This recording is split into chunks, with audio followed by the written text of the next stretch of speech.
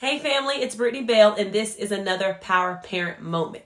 So, you just got home from work, dinner needs to be cooked, clothes need to be washed, and the dog needs to be walked. And in the midst of all of this, your kids have homework.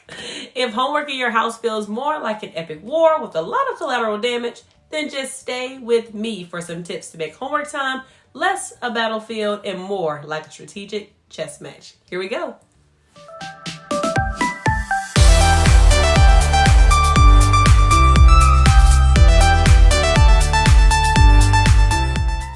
Thanks for tuning in with the Power Parent channel, where smart starts at home. Please be sure to hit that bell and subscribe so that you won't miss any of our content. Now, if you have ever experienced a homework meltdown, you know that it can be a terrifying experience. Kids crying, parents yelling, it's just not a pretty sight to see.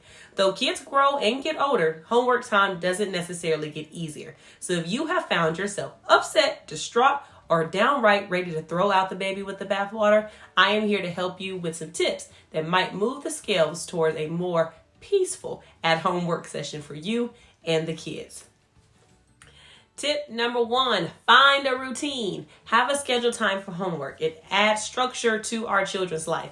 By selecting homework time that is consistent, allows your child to be ready when it's actually time to do the work. Many times as parents, we are not consistent with the homework start time. Sometimes it's right when we get home, other times it's after dinner. This inconsistency can definitely lead to resistance when it's time to focus. When your kids are younger, it's best for you to structure this time for them. Stick with it and follow through.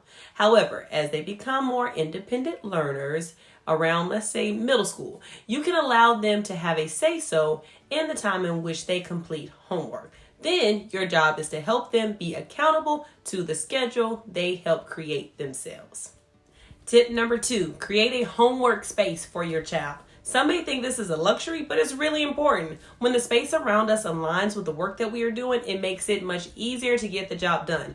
Whether it be a kitchen table or a small desk in a room, you can make a space where intentional learning happens. Place supplies in their space that will make it easy for them to learn, like pencils, markers, and paper, so that kids feel prepared when they have a task at hand. Try to avoid spaces like the couch or the bed. Think if you were able to do work while laying on the couch, how long would it take you to be asleep? Right. So as we want to make sure that we have a comfortable space for them, we also want to make sure that we are not setting them up to fail due to location. Tip number 3, help your kids make a plan. This takes knowing what homework your kid has to complete. Once you know this, it will help you devise a way to help your child tackle their homework list. This is an important skill, as we know kids will always need to learn how to organize their time. So when we help them think through their activities, including how long they want to watch TV or even be on the phone, you can provide a pathway to a place where they have their leisure needs met as well as doing their homework.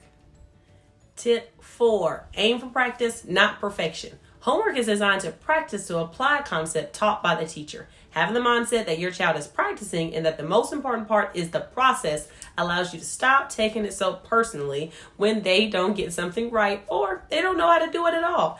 Just like anything, when we practice, we are allowed to make mistakes. That is the only way to notice that there is actually something to work on, which leads me to my last tip.